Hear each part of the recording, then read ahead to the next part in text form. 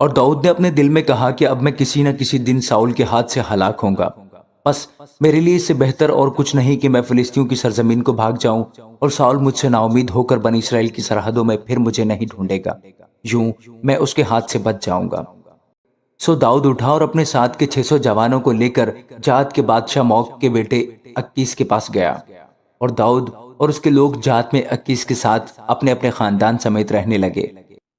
اور داؤد کے ساتھ بھی اس کی دونوں بیویاں یعنی یزریلی اخینوئم اور نابال کی بیوی کرملی ابیچیل تھی۔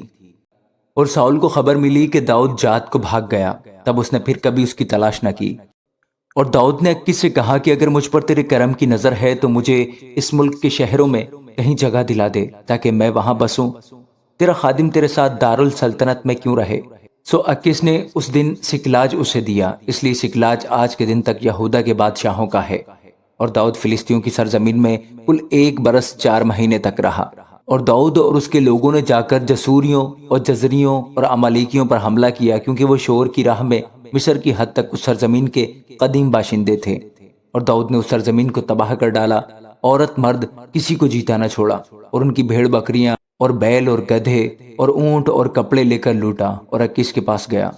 اکیس نے پوچھا کہ آج تم نے کدھر لوٹ مار کی؟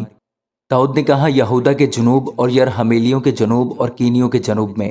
اور داؤد ان میں سے ایک مرد یا عورت کو بھی جیتا بچا کر جات میں نہیں لاتا تھا، اور کہتا تھا کہ کہیں وہ ہماری کلائی نہ کھول دیں اور کہہ دیں کہ داؤد نے ایسا ایسا کیا۔ اور جب سے وہ فلسطینیوں کی مملکت میں بسا ہے تب سے اس کا یہی طریقہ ہے۔